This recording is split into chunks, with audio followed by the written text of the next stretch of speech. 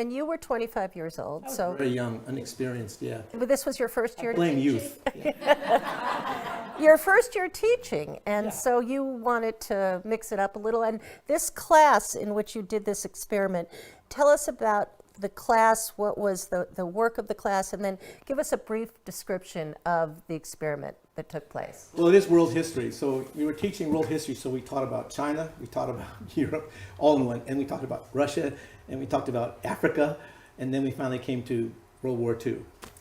And talking about, well, the Holocaust, how did that happen? And I remember there was one student, he was sitting right over there, his name was Steve Coniglio, and he raised his hand and said, Mr. Jones, how could the Germans say the Holocaust didn't happen?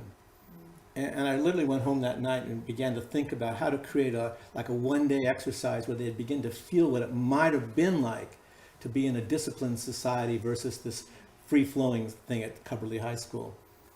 So on the first day, I initiated discipline by having students sit, properly chant, move outside the room, back into the room, the feeling of discipline. I thought that would be it. That would be enough to initiate a conversation about what it's like to be in a totalitarian society.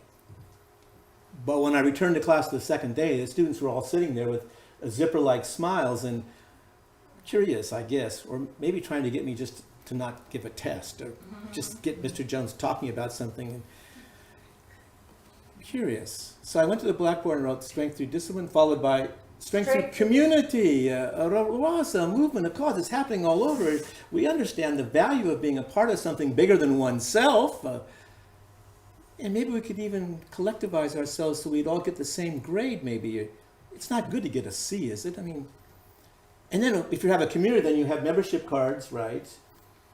And you have a salute and a feeling of comradeship.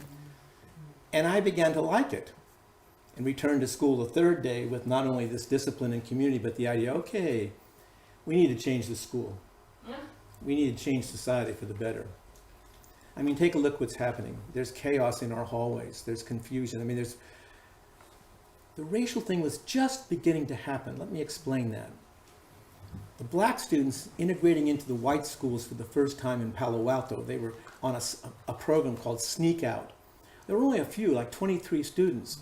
But to the white community, they were guests. To the school administration, guests. And we were the hosts.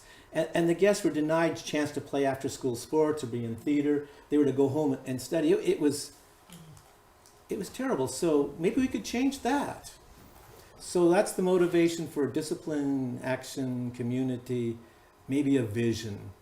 But by now it's out of control. Well, wait, so we're saying by the third day, you could see that this thing was no longer controllable. Because at one point, I know, correct me if I'm wrong, that you showed footage of a Hitler rally. Oh, much later. Much later. So tell us, bring us through this. Well, the dynamics of the class, first of all, you must understand it wasn't a curriculum being followed or any kind of plan. It was all improvisational. It was like being in the moment, trying to feel people, how they were thinking, how they were acting.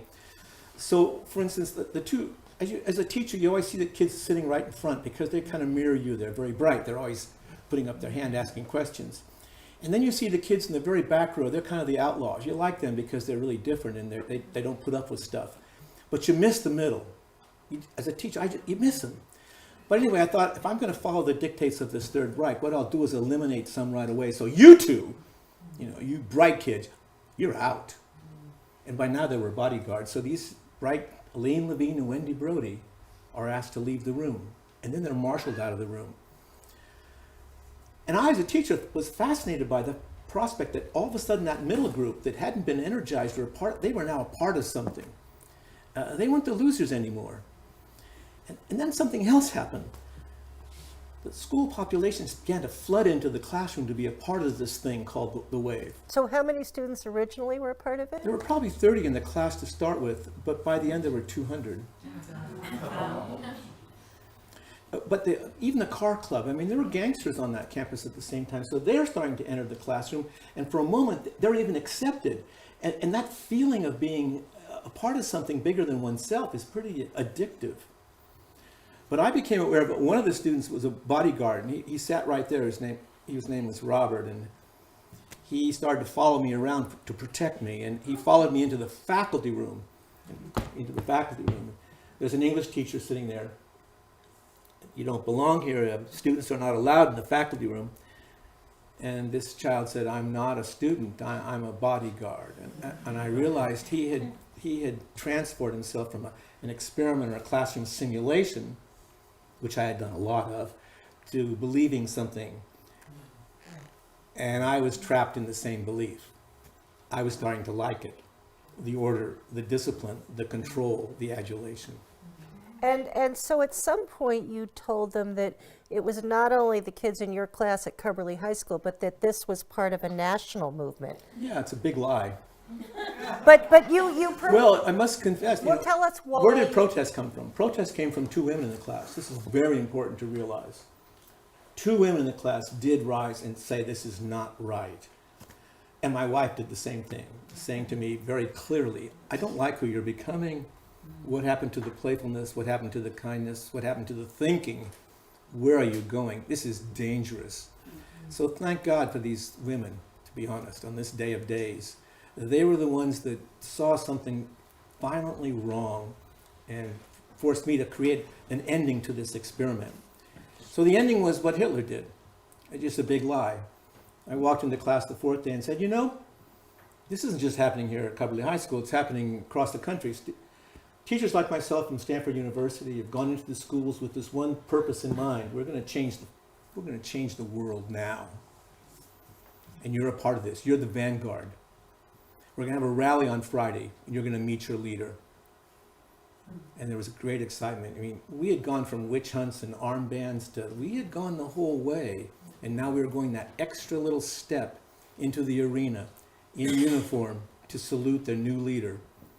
So the TV came on, and it was static. And I had friends from Stanford come out. We were photographing everyone doing the Sieg, basically our Sieg Heil. I don't do the salute, but this guttural feeling of being in this sweaty room. And now this skittery image. And finally, it was Steve Coniglio who stood up and said, "Mr. Jones, there is no leader, is there?" And I said, "No." And now there's just chaos. I mean, students trying to break out, crying, what's happened to us, what happened, why?